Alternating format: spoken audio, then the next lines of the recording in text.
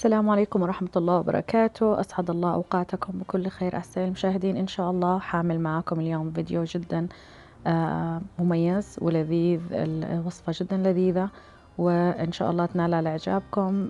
تعتبر من المطبخ الأفغاني، يعني زي التميز، بتنحشى بلحم مفروم.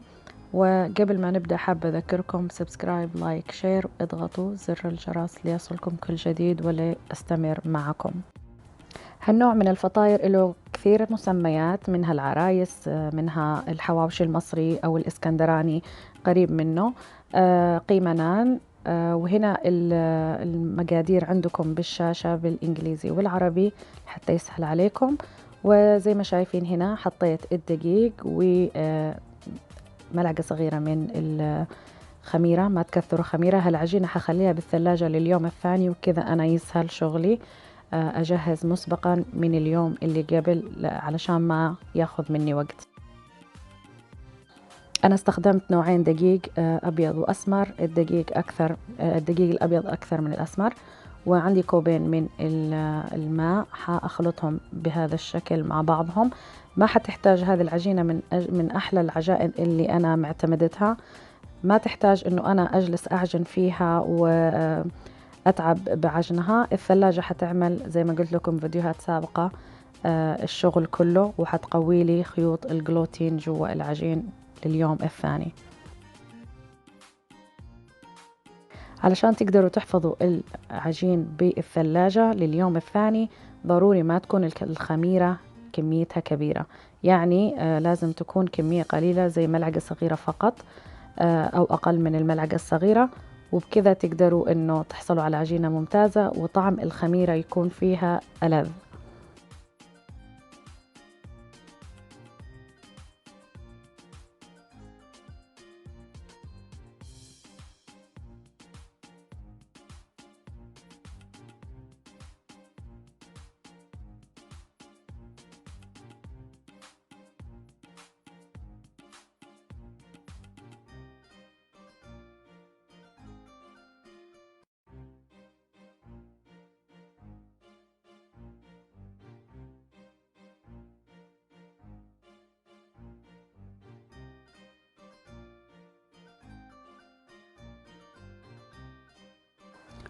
هو المفروض كوبين دقيق، كوبين ماء لهذه الكمية من الدقيق، ولكن إذا احتاجت شوي إن هي يعني ما كفى الماء، فكله على حسب الدقيق عندكم امتصاصه للماء كيف حيكون.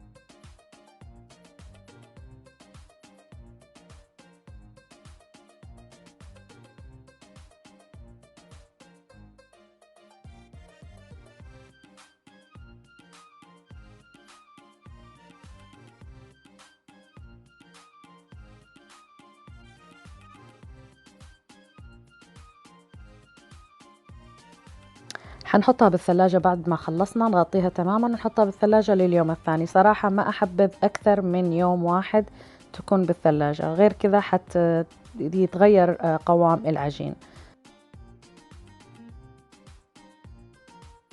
اليوم الثاني طلعتها على درجة حرارة الغرفة. أول ما طلعتها لملمتها كذا علشان أخليها تصير أملس، وحخليها على جنب ترتاح لين ما تدفع وتروح البرودة منها وتتضاعف حجمها مرة ثانية.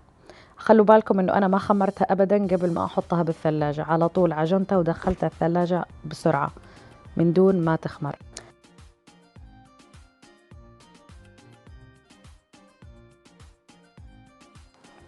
هنا بعد ما خمرت حأنزلها على طاولة العمل وأقسمها للقطع اللي انتوا تحبوها.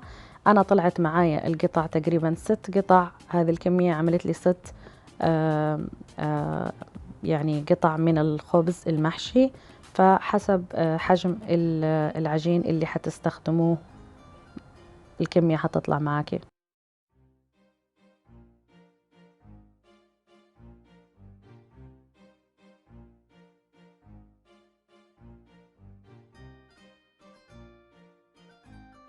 وحننتقل لطريقة اللحم اللي حنحشي فيه. عبارة عن اللحم اللي شايفين المقادير زي ما شفتوهم واضحين عندكم بالشاشة. استخدمت اللحم المفروم البقري. بإمكانكم تستخدموا ليا أو لحم دسم، بس أنا استخدمت لحم مو كثير دسم، يعني أخف بالنسبة لنا، ما نتحمل اللي فيه شحم أكثر. بس إذا فيها شحم أكثر أكيد أطيب، وإذا في ليا كمان أكيد أطيب للي يقدر إنه يستخدمها. وعندي هنا رشة فلفل أسود وحطيت ملح. هنا عندي البصل خلطته قبل بوقت مع ملعقتين كبار من خليط البهارات السبعة اللي أنا عملته بفيديو، من ألذ البهارات اللي ممكن تستخدموها لأكلكم. ومعاها المقادير اللي شفتوها بالقبل، خلطتهم مع بعضهم، خليتهم على جنب علشان البصل ما يعطيك ريحة يعني ريحة البصل السيئة، ويطغى على طعم اللحم بطريقة يعني مو تمام. فكذا البصل ياخذ نكهة البهارات بشكل أجمل. عندي هنا بيضة صفار، عفوا بياض بيضة، بيعطي هشاشة للحم أكثر وأطيب. وتعجنوها بهذا الشكل تماما. وهنا أنا خلصت عجن اللحم وححطه بالثلاجة. كل تحضيراتي كانت مسبقة قبل بيوم. وهنا بعد ما شكلت العجين وانتفخ معايا، فحبدأ أشتغل فيها وأحشيها.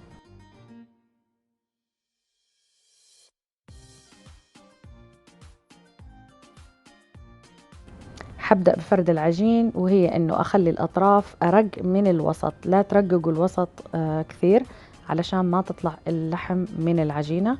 وزي ما شايفين حلم الوسط بهذا الشكل، وكذا ما يطلع معاكم كمية عجين كثيرة بالأسفل، واللحم يطلع من الجهة الثانية وتكون رقيقة مرة.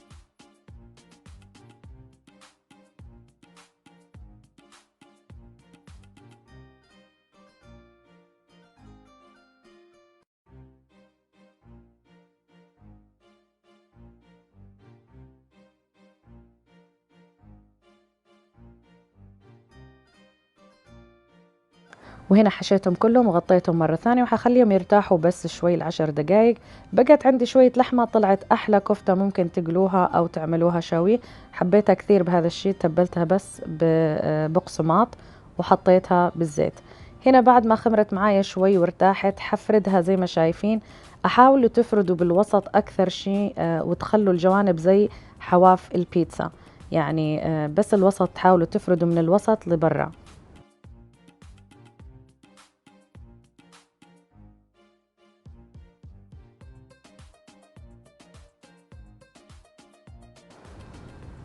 بعود زي كذا حنخرم العجينة أو الفطيرة بهذا الشكل.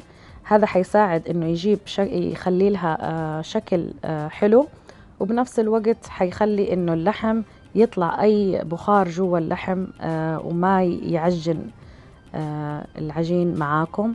فكذا يخلي إنه البخار يطلع من اللحم والسوائل تطلع من اللحم.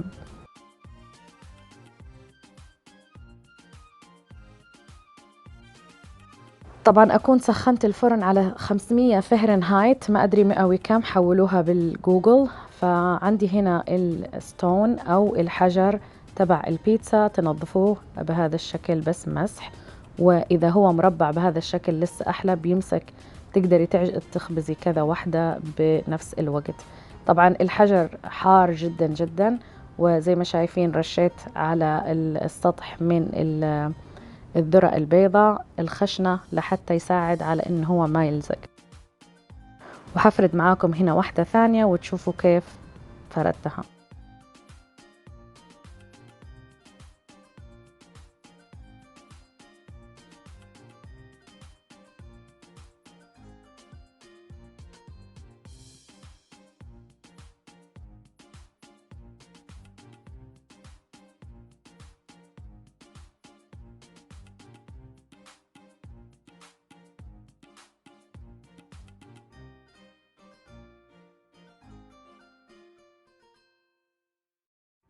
طبعا الحجر حطيته بالطبقة السفلى، وهنا عندي زبدة مع ثوم، فص ثوم مع نص زبدة، وحدهن الوجه أول ما يطلع، وحدهن الوجه فيه بتعطي مذاق جدا رائع لخبز اللحم. وهذه هي كانت بالنهاية طلعت معي 6 حبات جدا لذيذة، وأتمنى تجربوها وتقدموها مع شرايح الليمون والفلفل واللي انتوا تبغوه. جدا لذيذة وسهلة، وإذا تعملوها مسبقا كمان لسه بتسهل عليكم الوقت، اليوم الثاني بس تطبقوها وخلاص. وأتمنى تنال على إعجابكم وتجربوها، ولا تنسوا دعم الصفحة لأستمر معكم، ولا تنسوا سبسكرايب لايك شير واضغطوا زر الجرس ليصلكم كل جديد، ولا تنسوا ذكر الله. تابعوا الفيديو للأخير لحتى تشوفوا كيف داخل الفطاير، جدا رائعة ولذيذة وخيالية.